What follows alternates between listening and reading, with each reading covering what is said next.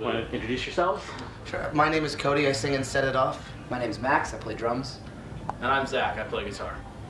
So how you guys enjoying Warped Tour? A lot. We're enjoying it very much so. It's very hot and it's very humid, but aside from that, we're making a lot of new friends, making a lot of new fans to add to the SIO family, and just having some of the best shows I've ever played in my entire life. Yeah. Yeah. I got my first tan ever, so I'm proud about that. Is that a lifelong dream? Yeah. Yeah, we're both of us, because I don't know if you can tell, we're just the whitest people you've ever met. I always get tan. Yeah. I'm the best. Well, Max, you're still pretty white. Yeah, well, compared, like, you look here, and then it's pretty white. And Before. Here, though, by comparison, it's not bad. I got a pretty bad tank top tan, though, so. I'm pretty burnt everywhere. I'm in a lot of pain. Don't touch me. Where are you guys from? Florida. Yeah. So you would think that we would be you know you can just like put on suntan lotion and go lay down outside. Yeah. I tried. Anytime. Oh yeah, at any moment. We're a moment away from a tan, but no. We live 15 minutes away from a beach, like a Clearwater beach. It's like and one of the top 10 beaches in the world, and we never go there. yeah. Well, what you'd like to call indoor kids? The way I think about it though is like if you lived in Manhattan, you wouldn't go to Times Square every day and just, well, you can't really tan there, but you're gonna get a really good cupcake at Magnolia's. So, a slice of pizza or something. I don't know. You can gain some weight there. Yeah. I'm from Miami. Oh, Yes. So, we went to the beach 3-4 times a year. Exactly. So you know what I we're thought talking you were about about. to say a week, and I was like, you're Your friends. That's way too much sand to deal with. I don't want that much sand all the time. Oh man. So who are you enjoying on Warped Tour? Oh, so many bands. There's a lot of must-sees. Let Live is an incredibly good live band. Must- I just came from watching Tonight Alive, and they're awesome. So We're actually going overseas with them to Europe and UK in the fall. So we get to catch up with them and get to know them before we hit the tour, which you don't always get the opportunity to do. So that's really cool. Oh, our label mates, and we came as Romans. They're great. They kill it. Yeah. Motion City soundtrack. They're not on the tour anymore, but the Aquabats were really great to see. I loved them. There's really, at any time during the day, there's some band that's like a must-see yeah. at any point. Real Big Fish. It's a great- I just got to see them a few times. They're really good. It's just a heck of a lineup this year. Yeah. It's just really throwing down Kevin. Yeah, throwing down Kevin. Good job. Kevin Throwdown Lyman, that's what they call him. Yeah, that's his nickname. Everybody knows that. Throwdown, bro down. All right, and that is the lineup. Drop the mic. Did you guys go to Warped Tour growing up? Yes. Oh, Yeah. yes. That's actually one of the big reasons. Motion City soundtrack. The first year I ever went, it was this perfect moment. It was about 8 o'clock. They were the last band to play. The sun started setting, and they started playing, and I'd never seen them live. And that whole day was magical, and it was like the perfect end to it. And ever since then, I've been hooked.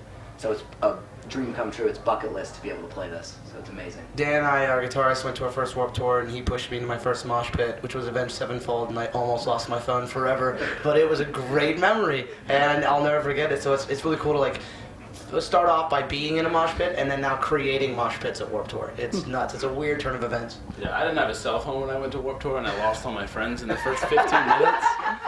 The first one I went to, so I spent the whole day just like, whoa, where are my friends? Can't find them anywhere. I didn't cry. I cried. I didn't cry. I cried. We like to have fun here. Yeah. I like to set it off. So we like to have fun here. Did they make you sign a contract saying you can't say mosh pit anymore? Oh. Well, no, there was no contract signed, I think, saying that. At least I'm not aware It's of it. more of a strong suggestion. Yeah. But yeah, we don't really go into it. The most we ever do is like circle pit or whatever. Don't disappoint us. We're not like, we never go up and We're your father. Don't disappoint us. we don't ever say anything Don't bad, say like, like, all right, for this next song, I want you to dismember everyone around you. Like, we don't, Grab the nearest sharp object and stab the person to your left. All right, go. We're not the Black Dahlia murder. We're like diet metal, so we can't really get away with that. So growing up, who was your musical teacher? I mean, Teacher, mentor? Who got you into like the music that you listen to? That's an interesting Cool. For me, my ex-brother-in-law Jeremy Cattarelli, there was one day all I listened to was R&B at the time, like Usher Raymond and Destiny's Child, TLC, stuff like that. And he was like, "You ever heard of this band Fire and Frenzy?" And he was like, "It's called ska." And I was like, "I've never heard of any of that before." I never really listened to bands with like this sort of guitars. So he sat me down in the car and he played this CD called Electric Boogaloo 2 and showed me a song called Pre-Ex Girlfriend. And from then on, I was hooked. on alternative music, so I just started listening to everything that he would show me. And my friend Brian Central's got me into Newfound Glory because I was going through a rough time, and Sticks and Stones like pretty much saved my life. That album's amazing. But that was my experience. Yeah. I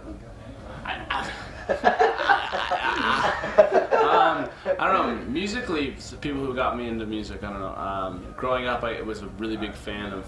Whenever I got into a band, I got super into them and like researched them and realized that I wanted to do what they were doing. So I guess a collective of different bands in the scene when I was growing up, like Sum 41 or Brand New or Blink-182 and stuff like that, really got me motivated to make it a reality. My sister took me to my first concert. I was 12. It was the Pop Disaster Tour 2002 with Jimmy Eat World, Green Day, and Blink-182. Loved it. Listened to all those bands nonstop.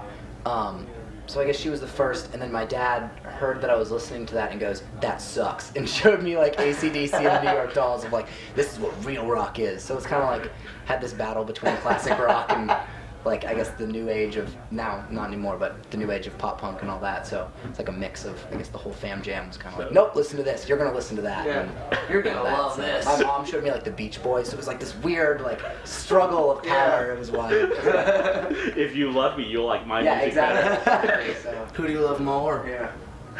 Better choose the Beach Boys. Hey, they're good. They're Yeah. a great band. Those Yeah. harmonies are out of control. So. I almost said they don't monkey around, but that's the Monkeys. And You know, right, man. And they do. The monkeys monkey around hard. Yeah, they monkey hard. Yeah. So, who won? Blink-182. By a landslide. Yeah. I wore the AC/DC shirt to make my dad happy, but it was Blink-182. It was always, yeah. Watching Travis Barker, he's actually a big reason.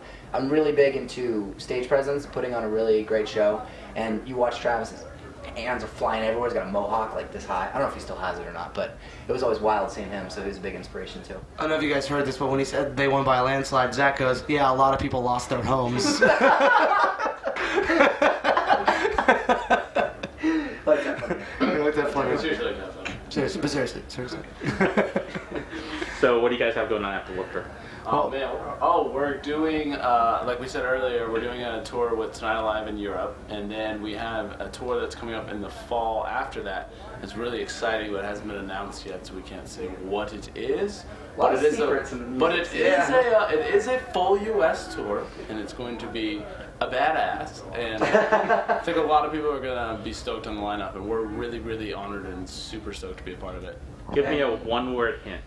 Oh man! Good. 10. 10.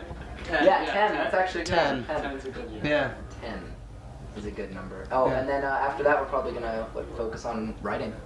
Yeah. Hopefully, we can come out with some new material soon. And Goal is to hit the studio by either the end of this year or the beginning of next year. Start working on our sophomore. We're really excited. We've already been writing, and there's some songs that we. It's like, of course, I'm glad it's going this way, but it's the best stuff we've ever written, and we can't put it out yet, and it's driving us crazy, but we're really, really excited about then it. after that, we get to be upperclassmen with our junior records. Ooh. I'm excited about that. We get a lot more responsibility. Pick on all those freshmen. Yeah. It could be hall monitors, whatever you Oh, want. yeah. It doesn't even matter. It's our hall monitor record.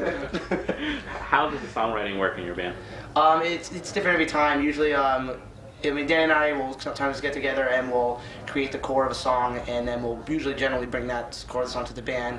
Everyone critiques it and says their favorite parts, their least favorite parts, and then we work on it together to make it set it off sound. It could start with a melody that has been in our heads for a while. It could start with an instrumental thing, maybe a riff Dan has in his head. It could start with orchestral stuff. But it's always different, and I think that's what keeps it fresh for us on an album, is that it's not like, hey, every song sounds the same and it doesn't get boring, it doesn't become background music, because we're constantly trying to figure out how we can keep you on your toes via our music and keep you involved with the subject matter and keep you not from going insane if you're going through a rough time via the lyrical content. So it's different every time, and I really enjoy it. Yeah. It's pretty funny. Sometimes we'll be watching like some scary movie or like Batman or something. We'll be like in the theater and you'll just see Cody like pull out his phone and be like, "All right, make a song." Let's always writing. My voice memo list is stupid long. So, worst lyrics of your song that you ever wrote? Oh, I like that question. Ooh. Let's see. Oh, I know one that you have that is just. Which one? I forgot. Is it from Baby Don't You Ever Get No, it's in Old Marjorie, and it's And, It's Ohio is screaming goodbye. I'll wait forever even if I have to. That was pretty bad. There's a song title. Forever, even if I have to.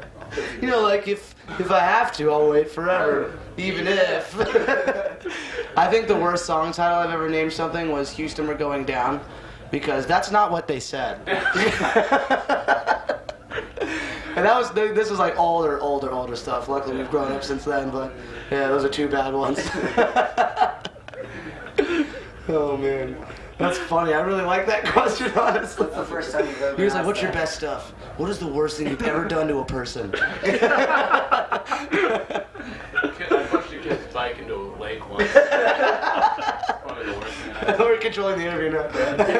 you know, Courtney's doing an anti-bullying video. Really? Good. No, we actually it wasn't like, not put me on the spot. It wasn't like bullying. I mean, it's He like, just pushed his bike into the lake. Yeah, that's all. needed a bath. You know? No, we actually have like a whole record dedicated to that subject. Called Horrible Kids. Yep. What was your high school experience like? Not good. We were not the popular kids. Basically, high school, I was, name calling. I was a band kid, so that should answer your question right there. Marching band, wind ensemble, jazz band. Made a lot of good friends, but my home was basically in the band room. That's kind of what my life was like in there. Yeah, I went to a private school, didn't fit in, so I hung out with all the public school kids. So like outside of high school, it was a great experience, had a lot of friends, but it was just, hated it. I feel like I'm having one of those flashbacks. Like, See his eyes turn red. Yeah. But did you get a good education? I did. I would consider myself, I think I'm gooder than most people at learning. yeah. So He words I word good. He's I the would smart. say that I can word good now. So He's the hook it smart- down. He's the smart one. They do Yeah, the words yeah. and they hook it down on Pahonics, working from Matt, so that's pretty good. Those cassettes. Pahonics. A lot. I have a terrible education. I went to a really small school and I like rushed through it. I'm Wasn't it called the borderline. Little School? It was called the Little School, yeah. Let that soak in. It was not because it was for like small children. It was because the teacher's last name was Little. So Little School. I mean, there was and it was a little school. There was only like 6 of us in the class, so it was good. I just didn't learn much. I spent like 3 hours playing football a day. 6 people, I guess you couldn't have bullied too many people. I know. I never bullied anybody. I kind of was bullied though in high school, but not really too bad, just because it was so small and like everybody kind of knew each other. It was like a little tight family kind of thing, but nobody was popular. There was no like, ooh, I'm gonna go hang out with the popular kids because there was only 2 tables. So you couldn't really go. There was no segregation. It was everybody was just in a room. Of all the bullying stories I've ever heard, the one that happened to Zach has to be the worst. Someone took one of those kiddie pools and put it in his room and then filled it up with water. Yeah. So how do you get that out? vacuum. Yeah. So that was probably the worst story. That was the worst bullying. I Drink the pool. At that point. I did. I lived off of it for like a week. Cups of water out of the pool. I'm thirsty. Well, this one science would have come in. Yeah. Siphon it out the Again, I was window. poorly educated.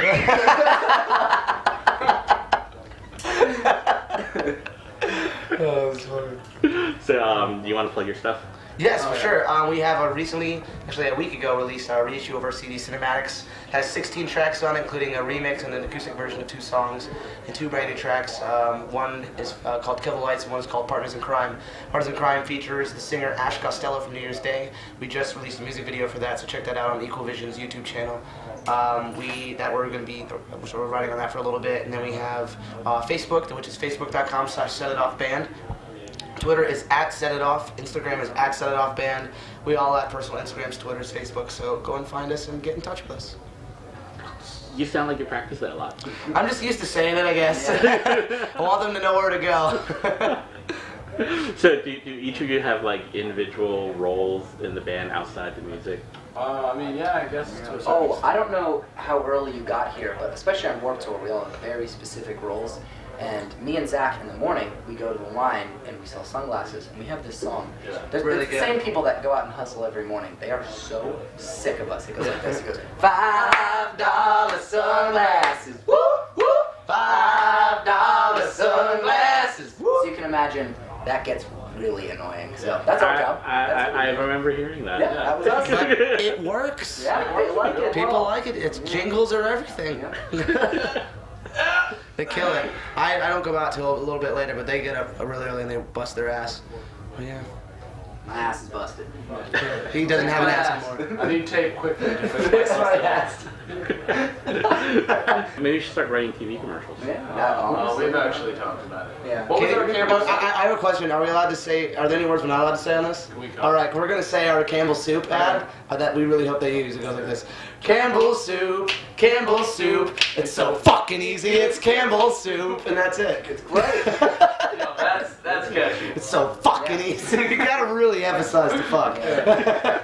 We've made jingles for what, Tim Hortons and Plato's Closet. My friend Jeremy made one for Banana Joe's. It goes banana, banana, nana, banana, nana, banana Joe's. That's it. That's pretty good though. Yeah. Oh, Peter Pit. There's just we've Yeah. honestly. Peter Pit? it's Peter something. Pit, gotta get into it. I'm so fucking drunk. Yeah, doesn't really work, No but meaning. no. We just have way too many jingles to Yeah. write for ourselves. I'm sensing a pattern of when you don't know where to go, you just throw in fucking. Yeah, fucking something. Yeah. Fucking something. You always gotta be fucking something. That's words to live by right there. Get that tattooed, boys. My grandfather always used to tell me that when I was growing up. Now, before I let you go, since you brought it up, you're on Warped Tour. Yes. You're in a band. Yeah. Any fucking going on? Yo, I will tell you this. My girlfriend came on the tour for a day, and she's coming back. I kissed the shit out of her face. Yeah. Yeah. I kissed her so Poured hard. his lips all over Yeah. her lips. Yeah. It No, was we're not really like a big hooking up kind of band. I mean, some of us have like our girls that we know and that but most of us are pretty just whatever. You know, we're not really into like, come onto our bandwagon, get some AC and get a dick. That started off slogan, actually. I don't really know. There's air conditioning, penis. That's There's... another thing that it's always been so weird to me is I thought like you know, once your band starts to get bigger, it would be a lot easier. But I didn't really factor in that you need confidence. And I don't have that at all. If a girl's mildly attractive and she's talking to me, I'm overthinking it hard. What am I going to say next? Am I going to touch her hand? How am I going to touch her hand? When she's Touch it with your mouth. So I don't have the confidence. Are your bandmates good wingmen? I'd like to say that we are. I think so. We are all, you know, a good testament to that. Our tour manager Andrew, when we met him, he was a virgin, and we. We're talking about this. Yeah, it's happening. You guys didn't need to know, and we helped him lose his virginity. We're very proud of that fact, and he thanks us every day. In In a- McDonald's parking lot. McDonald's parking lot in a van. He was loving it. It was awesome. He couldn't find a condom, so I had to go into the van and find a condom, and then mysteriously place it in the van and tell him where I put it so he would have it. That's Wingman. That's Wingman. friendship, is what that is. It was my last condom too. I wasn't gonna use it, but. Was the condom still good? Or Oh yeah, totally. I mean, probably not. But We like to have fun. Yeah, always have fun here. Set it off. It was a pleasure talking to you. Thank you very much. It was a fun interview.